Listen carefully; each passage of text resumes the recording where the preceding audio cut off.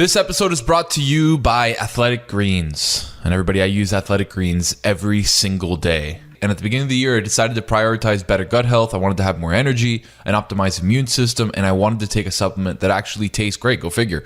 So what is this stuff? With one scoop of delicious AG1, you're absorbing 75 high-quality vitamins, minerals, whole food source superfoods, probiotics, and adaptogens to help you start your day right.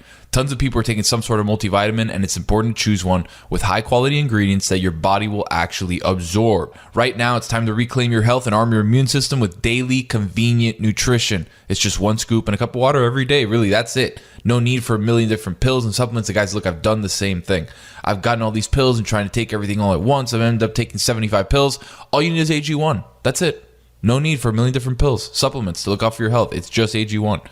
To make it easy, Athletic Greens is going to give you a free 1-year supply of immune-supporting vitamin D and 5 free travel packs, which are clutch, with your first purchase. All you got to do is visit athleticgreens.com/DLB. Again, that's athleticgreens.com/DLB to take ownership over your health and pick up the ultimate daily nutritional insurance.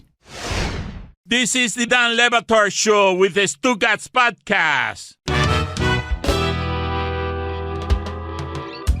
We are presented by DraftKings Sportsbook, an official sports betting partner of the NFL. Download the DraftKings Sportsbook app today and use code Dan for a special offer when you sign up. That's code Dan, only at DraftKings Sportsbook. Where would you most want to get stabbed? Oh, it's like in Our Flag Means Death, right? You got to take it on the non-organ side of your stomach. Like if I just said to you right now, I have to stab you. How good is that show? Oh, I loved it. Why would I ever say that? I don't know. You like to stab giraffes. I don't know why it is that you keep doing these things, but I'm happy to bring in a show creator here to talk about some of the best things on television. You can steal that, by the way, the giraffe killing thing. Our Flag Means Death. What are the best comedies going right now, Mike Schur? And welcome to the program. What are the best comedies? Here's the thing. I prefer not to talk about comedy shows because the problem is if you work in comedy and you answer that question and you say like these are the best comedies and you leave something out, then those people get mad at you.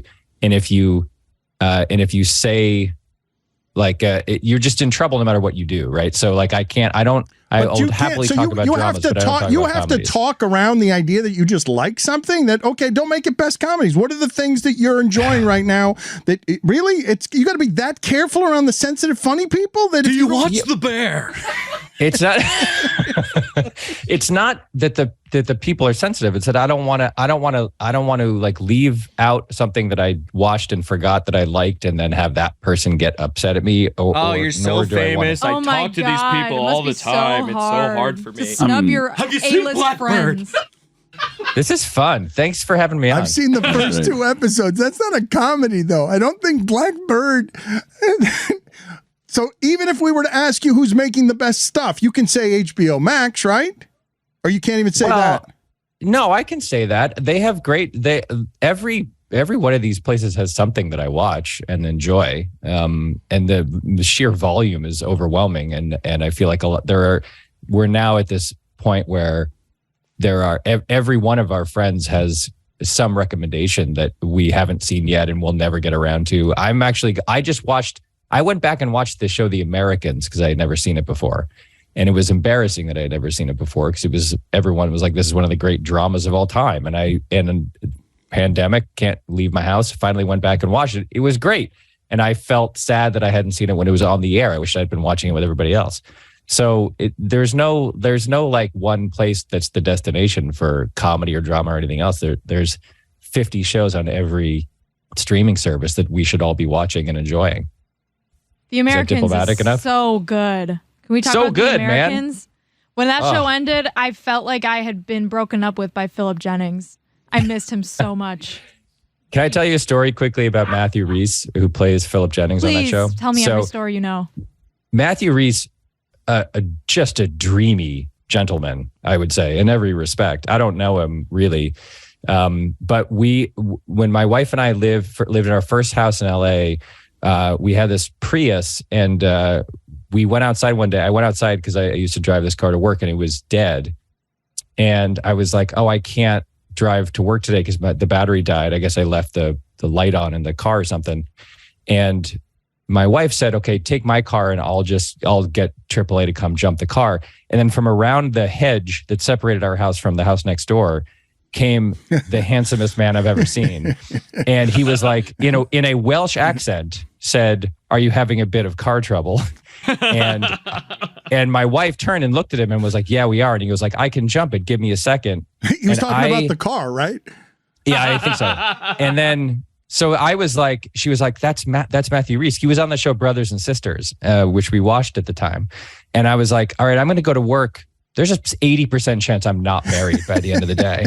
And so I left and I called my wife later. I was like, what happened? And she was like, he brought his car over and he hooked up the jumper cables to our battery. And we had a conversation for like 45 minutes while the car battery charged. And I was like, I don't think it takes 45 minutes to charge a battery. And she was like, well, we talked for 45 minutes. And I lived in constant fear for a year that Matthew Rhys was going to seduce my wife away from me. As if he hasn't. He's a nice person. As if he hasn't already. I assume that was a euphemism when she said he hooked up my jumper cables. I didn't know what it meant, but it seemed like something he did upon walking onto your lawn. Marriage is about trust, Dan, and I just trusted my wife that she was not using it metaphorically. That is so threatening to just be like that. Yes. The world's handsomest and most charming person just appeared out of nowhere, like he apparated into Jessica, my yard. Are you and said, holding your heart? Do you have Jessica a bit of has heart both trouble? hands over her heart. Still out of breath from the airport. That's all. But okay, so Mike Schur, Chris Cody came up with an idea. Top 5 dreamy gentlemen who you are afraid might steal your wife in Hollywood. Do you have that for us? All right, give me a second. No, let me ask you. You can think about it while we're talking about other things. Your mind works well because I do want to talk to you about some baseball stuff. You are a crazy person about baseball in a way that I simply can't explain to people. Welcome to the show. So nuts. Thank you. He is just, he's totally insane. I've never met anybody like him. I listened to the podcast. I'm well aware. I heard 30 minutes of Angels chat the other day. No, most Angels chat I've ever heard in my life. You don't understand. That's not even the beginning of it. Like, that is nothing. He is isolating 7th inning pitches that were outside the strike zone and sending me the batter's box in a Yankee game number 43 because there's a runner on second and there's been some sort of blown call. The minutia that he is watching in baseball, I don't even know how your mind processes it as anything other than insanity, Mike. You love it, but it's obsessive in a way that nothing else in your life can be that kind of obsessive. Yeah, that's probably true. I mean, here's what I'll say. I'll relate this to Meadowlark Media. About 3 weeks ago, Billy Gill texted me about something and said that we got into a discussion about this exact topic. And I sent him a pitch that was 2.5 inches outside in like a Phillies Brewers game or something. And he essentially challenged me and said, I'm going to send you one of these every single day. And he said, I'm calling bullshit on this. I don't think you have the stamina to do that. And I don't believe I've missed a day in the intervening. I didn't ask you for that, and I don't believe you've missed a day on sending me one. Yeah, that's right. You didn't even ask. He actually he didn't believe that I would do it. So that's one thing. But I think I send them to you every day too, and I send them to like 4 or 5 other people. Is there like a proliferation? There's like a proliferation, easy for me to say, of these where I feel like every day there is a viral call that has gone wrong on social media, and there are like multiple Twitter accounts that are now dedicated to this pursuit. You must find it funny, just as a comedy writer, that they haven't already gone to technology on all this stuff because they're protecting Angel Hernandez and his advertisement for Bitcoin over his heart. Yeah, I mean, that is the problem here is like Umpire Scorecard, which is a Twitter account I religiously follow, and the Ump Show is another one. Like there's a bunch of them that just every single time they make a mistake, everyone knows about it. So it's impossible not to, well, no, I was about to say it's impossible to ignore, but it's actually very easy to ignore. If you're interested in the subject, it is very easily accessible information. The problem here isn't just that we all know when it happens now. The problem is that it appears, based on experiments that are going on in the minor leagues, that properly regulating the strike zone is maybe the best way to increase offense in the game. If you give pitchers who are so good now, I mean, you saw, if you watched the All-Star game last night, everyone saw a bunch of relief pitchers whose names you have never heard of before, who are as good as Mariano Rivera in his prime. they're all throwing 98. That guy Halsley from the Cardinals throws 103 with like a 78 mile an hour curve. And if you give that kind of pitcher 4 inches on either side of the strike zone and 2 inches up and down, no one has a chance. That's why the game was 3-2 in the 4th inning and remained 3-2 for the rest of the game. And so if you want to increase offense, which everybody does who cares about the game, properly regulating the strike zone is the number one way to do it. And when they've used robot umps in the minors as an experiment, it has been proven to increase offense because pitchers they can't take those marginal calls and count on them. They have to come into the zone. It gives the hitters a better chance to hit and offense goes up. So if you're worried, as I am, about the fact that baseball is even more boring now than it has been in the past, then this is like the number one way to try to fix that, I think. It's that and the shift, in my opinion. You must love, though, from cosmic comedy standpoint, the pitchers being so precise and the umpires being so imprecise. Like that they've gotten the skill levels so great in baseball that it's an absurdity to allow this much human error from the old guy who's not good at his job but has a great union. Yeah, I mean, there is this generational problem with umpires now. If you look at those ump scorecard Twitter accounts and stuff, the guys who are always the worst are the older guys, and the guys who are the best are the younger guys, as a general rule. And there are games that go by where umps out of 150 or 160 ball strike calls, they missed 3 of them. And those guys are usually like 37 and really jacked and like generically handsome, which is a weird thing too, because you and I grew up in the era of like Joe West and guys like that. Looks like a baked potato, a baked potato and a big toe. Your umpire, I put it on the poll, please, Chris Cody. Do you trust your umpire more when he looks like a baked potato? Baked potatoes are delicious. Do you do the fully loaded baked potato, Dan? Do I do the fully loaded? Twice baked. Chives? You need the chives. You insult me, woman, with your underestimation of how loaded my baked potatoes are. Twice baked? As baked as you can get. Yes, crispy. I like the crispy. I like the skin on the outside. Just crispy. like Stugotz. Are you like me, though, Schur, that when Josh Hader gives up 3 runs or 3 home runs the other day, you call your friends to be like, how did this happen? Somebody show me some highlights. How did 3 people do this to him in the 9th inning? I'm in a constant dialogue with Joe Posnanski and Brandon McCarthy and a few other people on text, which is just repeatedly asking that question. I don't understand. I mean, last night, Halsley, who no one has heard of before and who gives up 2 base runners every 3 innings, at least in the first half of the year. And by the way, before this year kind of stunk. Like, no one understands how he's doing this. He's 28 or 29 years old, and he's suddenly the best reliever in baseball. He last night he threw like 103 and dotted a ball on the outside corner at the knees, and he threw 102 on the inside corner at the knees, and then he threw like a 75 mile an hour curve, and Luis Arraez hit the ball on the screws, and it ate up Jake Cronenworth at second, and he ripped the ball into right field. I don't understand that level of skill. I don't understand how you're looking curveball when a guy has just done what he did. Even John Smoltz even commented about it. He was like, I don't know why you throw off speed there if you can throw 103 and hit your spot. So yeah, I don't know how any of these guys ever does any of that. You know what was cool last night? I think baseball's finally figuring something out, at least in the All-Star game, because they did a bunch of stuff. They had Alek Manoah, who was a delight, mic'd up on the mound, which at the beginning of that experiment was like, oh, this is bad. Mike, this is not gonna. You mean when John Smoltz said, "So you like pitching, huh?" Yeah, and he's like, "Love it." I was like, "Wow, this could be bad," and then it got good. Smoltzy bringing the heat right off the top of that conversation, and it was rough. And I was like, "Oh, this is going to be the most awkward 7 minutes in the history of broadcasting." But by the end, you were totally on board. He was very charming and funny, and he called Smoltz sexy for asking for a back foot slider. It was great. It was wonderful. The whole thing was wonderful. And they also had that ump cam, which gave you some sense of what it must feel like to have that pitch coming into the batter's box if you're a hitter. Like they've begun experimenting in a way that I think is good to make you understand and feel what it's like to be down at field level on the like facing these guys like that. All that stuff was great. I thought like they should be doing all of that stuff in regular broadcasts throughout the year because it gives you a better feeling of what it's like to actually play baseball. Interviewing the pitcher in the middle of an inning is a bit. Maybe just have him mic'd up. If you're literally asking him questions in between pitches, here's the thing though, if you just have him mic'd up, he's not going to say anything. Like that part of the fun of it was he was actually talking to, like when they had Nestor Cortez talking to Jose Trevino. I don't know if you saw that ruled. Like they were like, what do you like? They were talking into his glove about what he wanted to call it. And it helped that they were an actual battery that exists on the same team.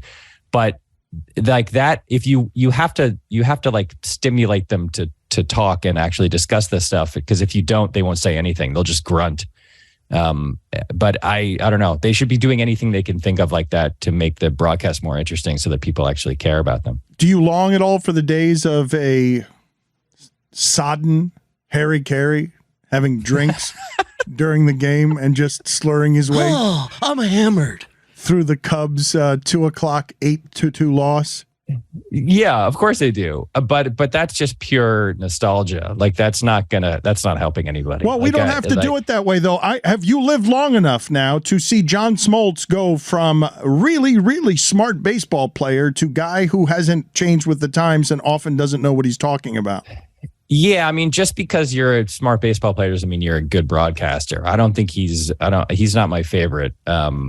I think that the Harry Carey days are nostalgically fun because that's an era where everyone cared about the game. And the point of baseball was to like sit back and it's almost background noise. And it was just him kind of droning on about whatever he was droning on about. But that's just not the way we consume sports these days.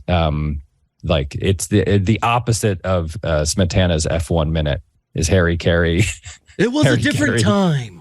I don't know who that was. Oh. It's not Harry Carey. That was a different time. It's like James Cagney or something. I don't know who that was.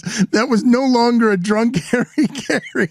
That was just somebody with a weird voice. Are you? Wait a minute. That was a karate chopping Elvis. That was not Harry Carey. I like that character better. Do you want to let him make random appearances? Enough. Just please. No, do me the favor at some point of asking Mike Schur a question as the karate chopping Elvis. All I have is, who got now? But what about a baseball question? You don't think you could do a baseball question that way? Surprise him with it as he filibusters to find the top 5. I've got my top 5. All right, let's do it right now. Number 5. No, wait, hold on.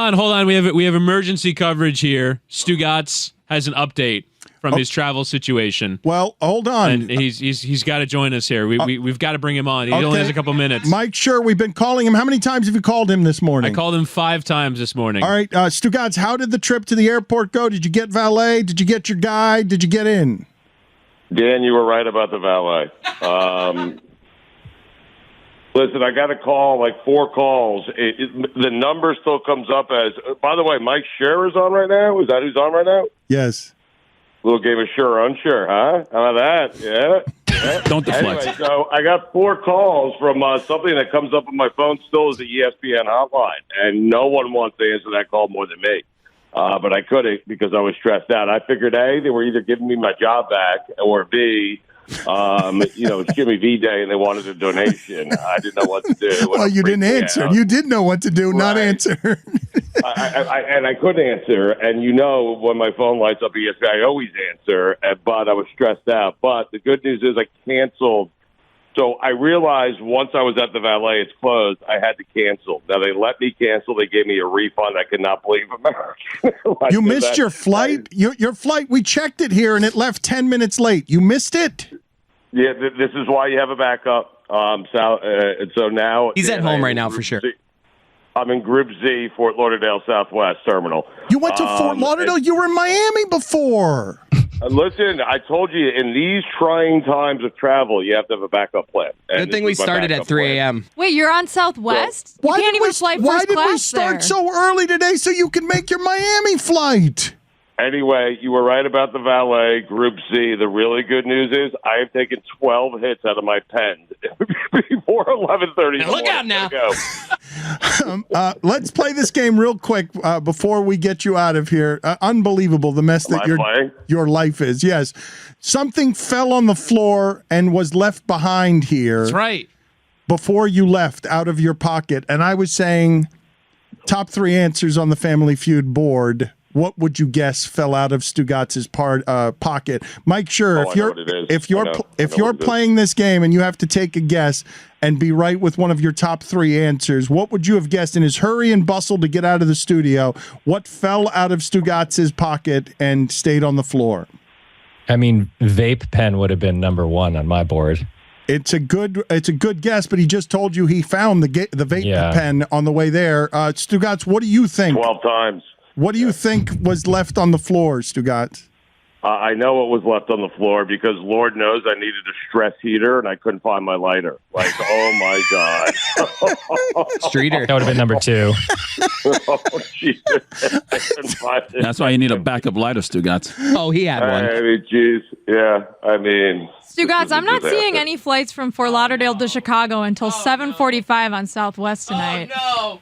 ORD, go look it up. Smetty, stop. Southwest doesn't fly to O'Hare, does it? He hung up because he got caught in a lie. Who knows where he is? No, I didn't. I'm right here. He's right. It's 11:55. I didn't think Southwest flew to O'Hare. You win again. 11:55 ORD. Good try. He always wins. See you later, Stugotz. Thank you for. I am baked. Yes, he's baked, and congratulations. Sorry to interrupt you, Mike Schur. We were talking about baseball. That's unbelievable. And top 5 most handsome gentlemen. We had to come in super early so he could make his Miami flight, which he then missed because he left here too late when we were all yelling at him, get to the airport. This might be a cliche at this point, but I think I've never been more angry at Stugotz than I was this morning when my alarm went off for how early it was. It's an interesting dilemma for him because if ESPN is calling and half of him thinks that they're offering him his job back and half of him thinks that they want money for a donation, that's a real devil's bargain for him. Like, does he answer the call or not? You say that, however, it assumes that the first part of that is true and the second part isn't. He didn't answer any of our calls because he either thought it was Jimmy V or whatever he did in our wake at ESPN, they found out and they were calling to accuse him of it. Like, he doesn't expect an actual job offer from ESPN. He expects someone at ESPN to be trying to get revenge for some fraud that he pulled in the last 5 years, and he won't answer that call either. It's not because someone needs him to hurry up and broadcast a lacrosse tournament. What do you? Some accountant at ESPN just went back and audited the books from like 2007 and found an enormous discrepancy. We've been calling. There can't be a word in the English language more terrifying to Stugotz than audit. We have been calling him since he left here. He missed his flight. He is now in Fort Lauderdale after. Infuriating. Can we let the record state that he originally left yesterday's show early to catch a flight? And then that didn't, and then it turned into coming in early today. Still not on the flight. Hate him. Is it Dead and Company in Chicago? Is that what he's going to see? No, they're done for this. They're done maybe forever. Their finale was at Citi Field on Saturday night. Why is he going to Chicago then? Lacrosse mitzvah.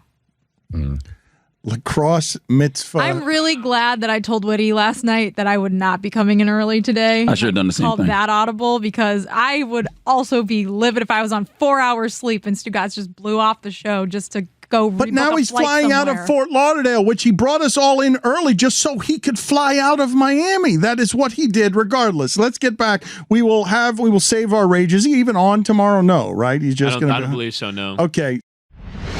This episode is brought to you by Liquid IV, and it says here they want me to discuss parts of my daily routine that are important to my well-being, like workouts, yoga, meditation, all that. And I think they want me to use it as a prompt to talk about Liquid IV, but I don't need to talk about any other things that are important part of my daily routine because Liquid IV is an important part of my everyday routine. A stick of that powder in 16 ounces of water, and I feel like a new man. The hot summer months are here, and we need to be proactive about keeping our bodies fueled and hydrated. Making hydration a priority can help us feel healthier in our everyday lives. I use it every single day. Right before I leave the studio, walk out of the studio, in our kitchen area, there's about 40 bags of Liquid IV. Take a stick, pour it in my Yeti, and enjoy what is one of the best parts of my day, which is feeling like I'm getting hydrated before I take on the rest of the day. Liquid IV in 16 ounces of water hydrates you 2 times faster and more efficiently than water alone. It contains 5 essential vitamins with 3 times the electrolytes of traditional sports drinks. So get to grabbing Liquid IV in bulk nationwide at Costco, or you can get 25% off when you go to liquidiv.com and use code Dan at checkout. That's 25% off anything you order when you shop Better Hydration today using promo code Dan at liquidiv.com. Dan Le Batard. The best nugget that Stan Van Gundy has regarding defense is Stugotz. How the top defensive teams in the league defend now goes against conventional wisdom. Most teams seem to focus on stopping the 3, but the top 3 defensive teams in the league, Milwaukee, Indiana, and Boston. Hey, listen, this is 2 weeks in a row of you guys messing with my Nuggets. Like, I'm starting to get pissed off here now. This is ridiculous. No respect whatsoever. None. Oh, my God, this is awful. All right, wait a minute. Respect the Nuggets, Mike. Dan, not kidding. I know. I am a dignified NBA fired coach who deserves, well, probably the respect that I'm getting, but nonetheless, I want to be treated with more respect. This is the Dan Le Batard Show with the Stugotz. Mike, I'd like to talk to you because I've told people before that if you like baseball and some of our show sensibilities, the podcast with Mike Schur and Joe Posnanski can give you a giant baseball fix because these guys dork out in ways that are, it's just really unreasonable, but they talk about all other stuff as well. But they really, really know their baseball. And I don't want to fix baseball. I don't. I love baseball, but you know what the problems with baseball are. When you imagine what's going to be entertaining 10 years from now as someone who works in entertainment, what do you think? This sport is now willing to make some of the changes. They're not precious about tradition. They're going to go ahead and sell out and get their money. Manfred ensures it. So what do you think the broadcast is going to look like in 10 years when it's Apple? Will we ever be able to see what Manoah was doing where we can talk to the pitcher because everyone's not taking this all so seriously? Yeah, I think that's the direction it's going. And I think it has to, like the new generation, the young guys who are playing the game are extremely comfortable with social media and being spokespeople for themselves. And I don't think you can continue to, if you want to build stars, like the discussion to this always comes like, how do you build stars? Like, how do you make people care about players, right? And Shohei Ohtani is the best baseball player, the best all-around baseball player perhaps the game has ever seen. No one knows who he is or cares about him. He plays in Anaheim. He plays in this weird dead zone in the country where the entire East Coast and Midwest can barely watch him play. I think the league is probably desperate to get him to the East Coast. I'm sure he's going to ask for $500 million when he's a free agent after next year, I think. And I'm sure he's going to ask for an insane amount of money, as he should.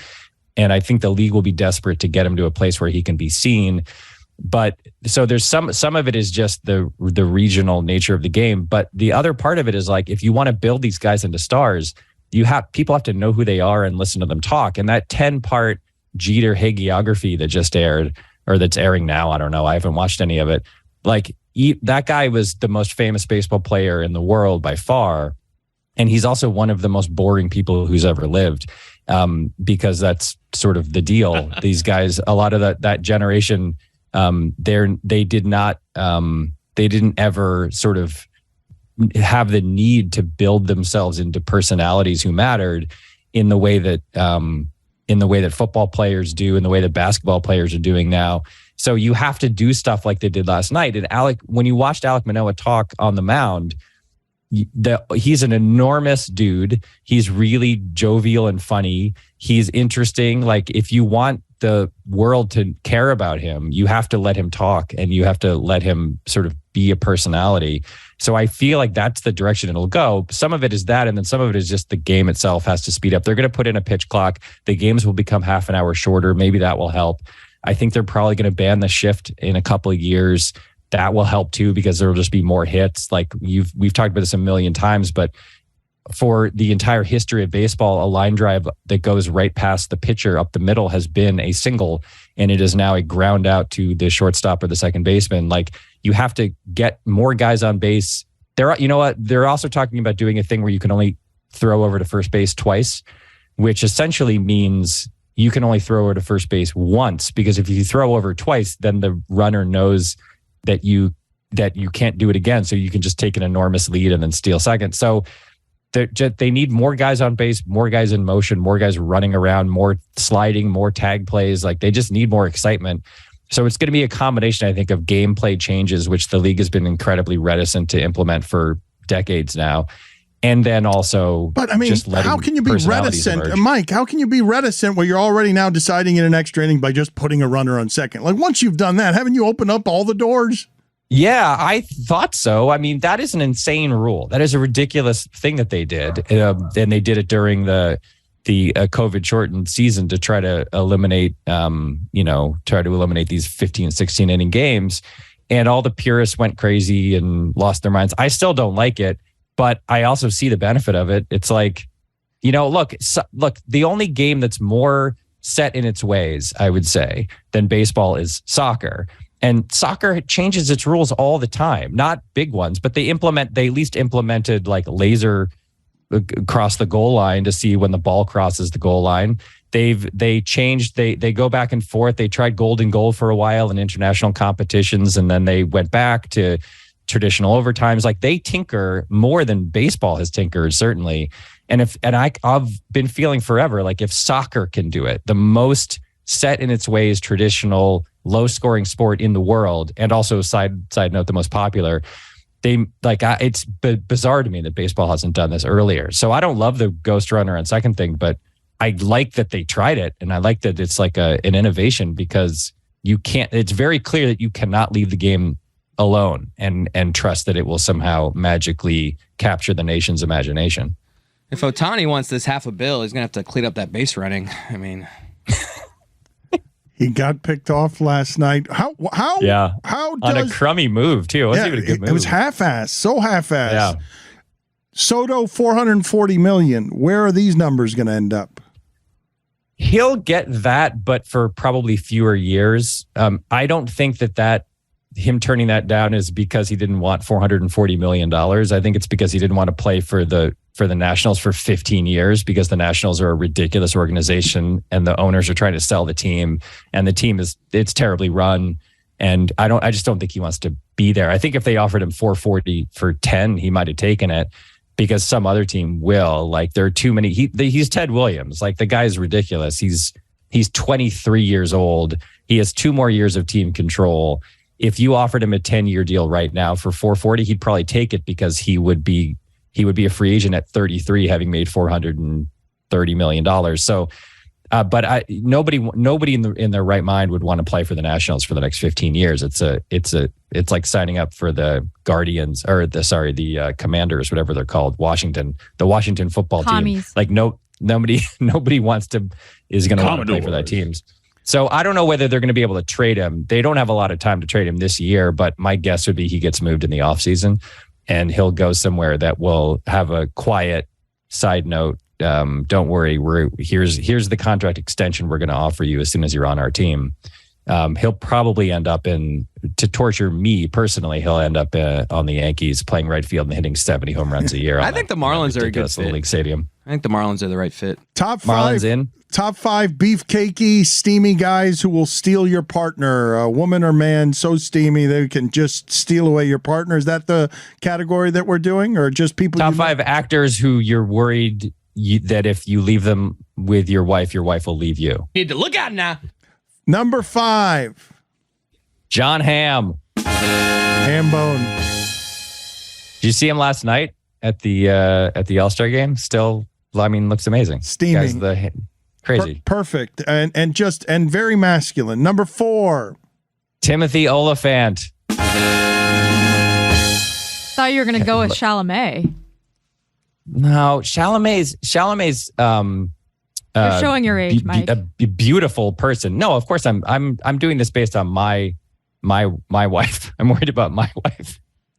Chalamet's a beautiful person, but he's less threatening to me because he's made out of fine china. He weighs 110 pounds, and that's less threatening to me. Olyphant, though, cowboy, rugged, handsome, perfectly symmetrical face.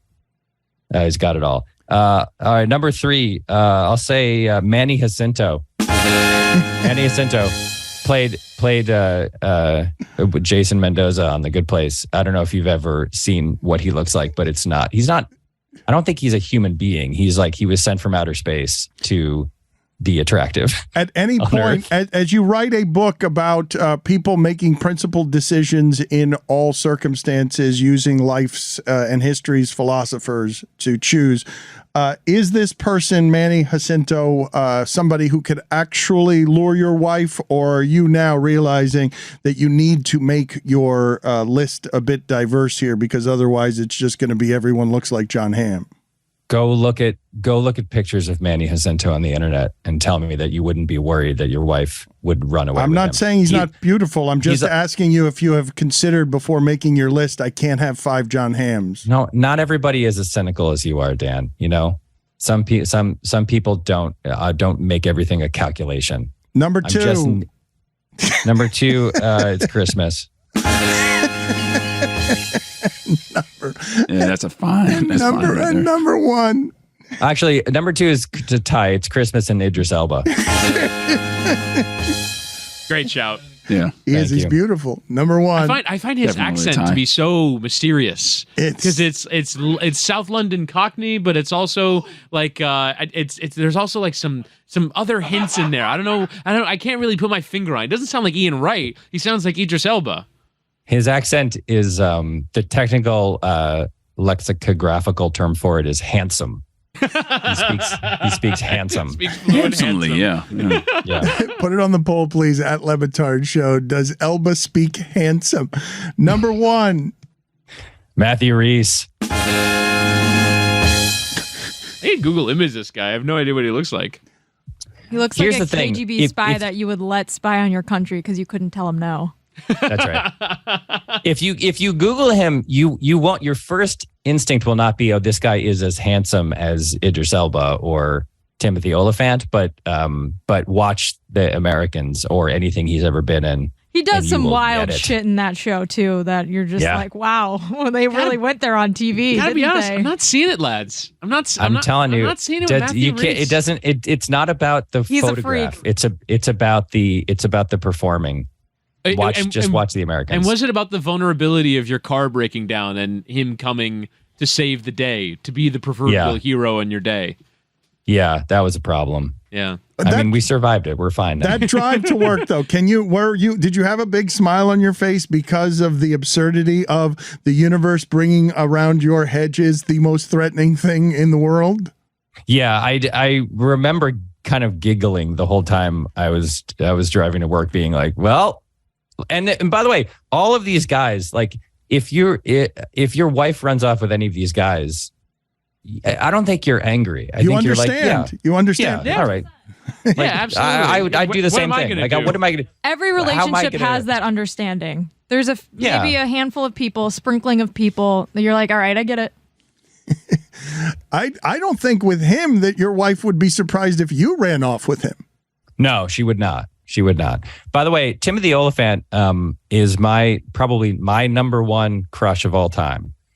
I find him, Justified is like one of my favorite shows. I find him incredibly charming and unpleasantly handsome. And for my 40th birthday, I had never met him. For my 40th birthday, my wife got in touch with him. And he made a birthday video for me where he talked into camera for like 5 minutes and talked about how he understood that I had a crush on him and that I wasn't deeply in love with him and how flattering he found it. And it's still to this day the greatest present I've ever received. Well, you've used him as the hot guy in multiple shows, haven't you?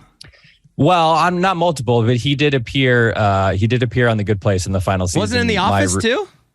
He was in The Office. I was gone by then. I had just left the show. That was the first year I wasn't there. But your thoughts on him remained. Yeah. I was upset that I had left. I second guessed my decision. And but yeah, he was on The Good Place. Maya Rudolph played the celestial judge, and we started laying it in the last season that she was in love with him, and then we got him to play himself at the end of the season. Are you reluctant when you mentioned Maya Rudolph? Are you reluctant to answer for us among the naturally funny people you work with? So many of them. Is there any one more than the others that is just because whatever the reason is, the way that Greg Cody makes me laugh, makes you laugh more than all the others? Because you find that person in just casual conversation to be riffing funny in a way that's unusual. Yeah, there's many. Maya's way up there. Maya's like a first ballot Hall of Famer for me. Every single thing Maya says makes me laugh. I think she's, I don't know if here's a show I'll talk about. Loot on Apple is her new show, and she's typically great. And not just funny. There's a scene in it. I don't know if you've seen the show, but there's a scene in it where she basically plays like Jeff Bezos's ex-wife, who's Adam Scott's her husband, and she catches him cheating. They divorce. She has $87 billion and doesn't know what to do with it. It's Bezos' story, right? It's that. Yeah, it's basically that story. And Gates, I guess. Yeah. So she's excellent. She's not just funny. She's really giving a great acting performance, in my opinion. And, she hits it out of the park. There you go. That's Harry Carey is who that is? It's Will Ferrell doing Harry Carey. And Elvis occasionally. Look out now. He's workshopping all of it. He's having trouble with all of it. He's not consistent with any of it, but he's working it out. He's trying to make it He's work. workshopping it, yeah. He's taking it on the road to work at the The kids. Elvis is one of the most extraordinarily limited things I've ever seen, because if he doesn't get to use and it's just Jack White and Dewey Cox. It's his left hand. He's just karate. I can't see it. He's not on video, so I can't. It's a pure theater of the mind situation. All right, there we go. Look out now. It's not. You're not missing much. And then with the Harry Carey, the neck goes up. Whoa. They're not good impersonations. I'm not even sure it could be called a limited fake. It's not even. It's because I think you have to know. You have to be able to tell what it is in order to call it a limited fake. Oh my God! What a callback! What a callback! That, of course, is John. Is it John? Gruden. Jay Gruden? I would never do John. Well, no, was it Jay Gruden playing hide and seek with somebody? Where's Robert? Ready or not? Mike Schur, is there anyone on this program that you would pick to play Fast Money with on Family Feud? Besides me. Oh man! I mean, wait. Do I have to pick, or the question is, I should rephrase the question. If you had to pick someone from this program to play Family Feud Fast Money with, who would you choose? Well, so that's the thing at the end when you have 20 seconds. Correct. Or they fire 5 questions at you. Yeah. Well, that's not. That's a different question than the way I was thinking of it originally, which is like, because that's about knowing what ordinary people, regular actual people would answer. So it's not about intellect or acumen or something, right? It's just like who's got a good gut instinct for what those answers would be. I feel like the answer would be maybe Chris Cody. All right, let's do it now. We're gonna. Who's first and who's second? Let's do it right now. Now, Chris Cody was reading the questions, and he was interfering with everyone's ability to do this well because he was reading this so poorly. We are now going to host as Harry Carey. No, but you can't host it if you're the one playing it as well. I'll ask the questions here. All right. Now, Chris, you got to step into another room because. All right. So he's second. Chris Cody is his finisher. Ridiculous, man.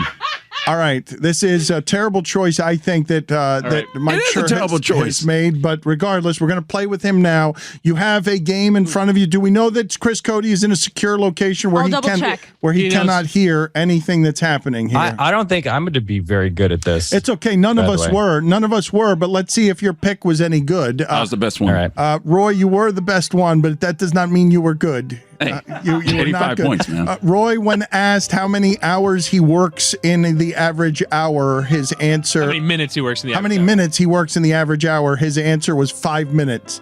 5 minutes. I mean, I gave a true statement. Okay. All right. So, Mike Schur, because of the nature of this where you're on Zoom and it could potentially take you longer, we give you 25 seconds to answer 5 questions. 100 people surveyed. And no, we're not at the stage where if you repeat. Why is the entertainer playing? Because it's the only music we have. Meadowlark Media. We don't have makes me Family Feud sad. music. We can't monetize this on YouTube if we play the Family Feud music. There's nothing I miss more than the ability to do actual music, and I miss Precious. We miss out on like $180 if we put the Family Feud music. So we gotta, it's too expensive. It's too expensive. All right, so Mike Schur, you ready? Yeah. All right. Clock will start when I finish the first question. Name something people hide under their bed. Their shoes. Name something that makes people blink. Allergies. Name a place you see an antenna. On top of a television. Oh, God. Name a drink that tastes best when it's very cold. Coca-Cola. Name something that siblings compete over. The TV remote. All right. This is a 1970s or 80s list, so your antenna might hold up really well. That's what I figured. That's what I figured, yeah. TV and then Coca-Cola. All right. That's going to be a good... I think Mike Schur did much better than he thinks. All right, so name something people hide under their bed. You said shoes. That is 23 points. That is the second answer on the board. People put shoes under their beds? What? Now, name something that makes people blink. You said allergies. And the third answer is dust. I feel like I want to give you that. Same because, thing. It's the same thing. All right, so... No. I don't think it's the same thing. Allergy is like a histamine reaction. Your immune system is responding to something. Dust is dust. This is going to be 0 then. So it is indeed a 0. A 0-point answer. Now, name a place you see an antenna. You said on top of a television. That is also a 0-point answer.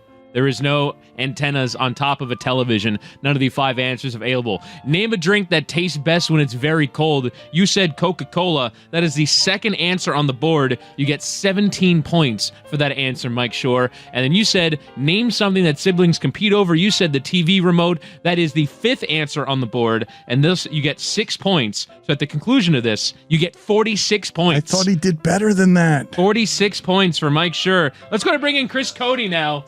They would have given on the show. They would have given me dust for the record. Yeah, I was on your side, but we got overruled. What is the point total for Dust? If we were to give it to him, it would make him go from. It would make him go from 46 to 58. Not that that's appreciably better. You know what? Let's give it to. Let's give it to him. Let's give it he to got him. 46. Dust is an allergen, isn't it? All right, so 58 points.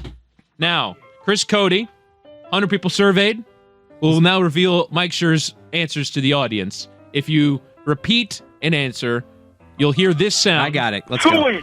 I'll say try again. You'll give me another answer. Do you want to play it as Harry Carey or Elvis? No. I want to win. All right, here we go. You have 25 seconds to answer all these questions. Okay. Name something people hide under their bed. Shoes. That's a repeat. Name something that makes people... Oh, I'm sorry. Name something people hide under their bed. Monster. Okay. Name something that makes people blink. Air. All right. Name a place you see an antenna. A radio. Okay. Name a drink that tastes best when it's very cold. Beer. Name something that siblings compete over. Love. All right. That was a good close. That's a hell of an answer. I don't think anyone's going to give it to you. No, it's going to be parents' attention, and you have to give it to them. Yeah. If it's parents' attention. All right. So can you took the answers down? Yeah. So for number 1, he said monster. All right. Name something people hide under their bed. You said monster. That is a 0 answer. And so you get 0 points for number 1. What was the top answer? Wait, now you got to tell us what the number one answer was. The number 1 answer was money. Number 2 was shoes. So Mike Schur people gave hide us money under their beds. My grandma hides money under her mattress sometimes. Like it's still the Great Depression. Maybe that's what they. Maybe that's misleading. That's they what people heard. Mattress. Yes. What? Yeah. Mm-hmm. All right. Name something that makes people blink. What did Chris say? Air. Wind, maybe? Yeah, you know what? I'll give you wind, which is 5 points. 5 points for Chris. The number 1 answer was a bright light. A bright light was something that makes people blink. Name a place you see an antenna. You said radio. A radio. That is the number 4 answer. That is 6 points. The number 1 answer was a roof. Second was a house, and third was a car. A roof and a house are two different things. Slightly redundant that. Name a drink that tastes best when it's very cold. You said beer. Very good answer. It is the number one answer. You get 24 points for it. And finally, name something that siblings compete over. You said love. That is the number one answer. Wow. As parents' affection is the number one answer. I'll give you that in the form of love. What did Mike say for that one? Mike said the TV remote. Oh, okay. So you got a couple of number one answers, but Chris Cody, unfortunately, it is still not good enough. As at the conclusion, you have 77 points. I'm still the winner. For your fast money round, Roy remains top of the table. Roy, that is all that we were all wondering who's still the winner, and Roy is still the winner with a shitty 80 points. 85. We all stink at this game. We're gonna have to bring up a new combination for the post-game show. Mike, thank you for being on with us, sir. We will talk to you again soon. I hope. I asked the audience, check out the podcast. Is there a new one coming up off the All-Star game? What's the latest? There's one that went up, I think, this morning, where we talk about the Angels for an unreasonable amount of time. So yeah, I think it literally just hit this morning. So enjoy. Thank you, sir. Good talking to you. Good to see y'all.